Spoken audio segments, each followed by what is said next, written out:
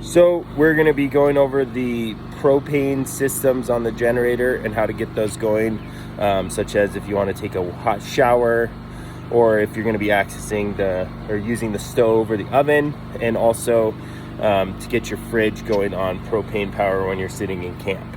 And so this panel here, it's just to the right of the side door. You just open it up, and this is what you'll see here.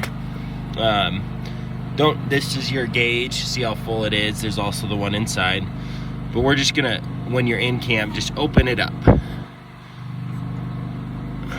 Just open it all the way, and it's got the arrow counterclockwise to get it open.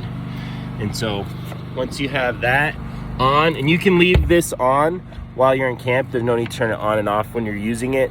Just make sure to turn it off before you start driving down the road.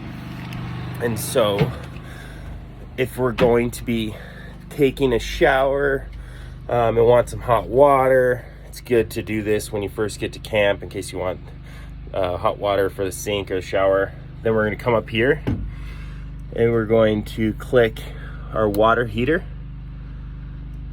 and then outside you can check the water heater to make sure it's going. And so this is your water heater, and when it says, you can see it right away, there's a flame going, and that's on the igniter. When you press the button inside, that ignites the water heater and keeps it going. But you don't even have to open this up. If you come out here and you are next to this panel, you can hear the flame. If you just even put your ear kind of close, you can hear the sound of the flame. That means your water heater's going. Give it 20 minutes and you should have the 6 gallons for, it's not for a super long shower, but it definitely gets hot enough for a nice shower, and then it'll keep heating it up. And then just when you're done taking showers, you don't want to leave the water heater on the whole time you're in camp. Just turn it on kind of before you plan to take a shower or whatnot. And then the other item with the gas systems is going to obviously be your stove and oven. And this is pretty straightforward. We're just going to turn on your whatever burner, turn it on to light, and then you have your ignition switch here. Pretty easy. Just ignition, turn it on to light, and then your ignition. Pretty straightforward there. And then you're going to do that. The center knob is for your oven as well.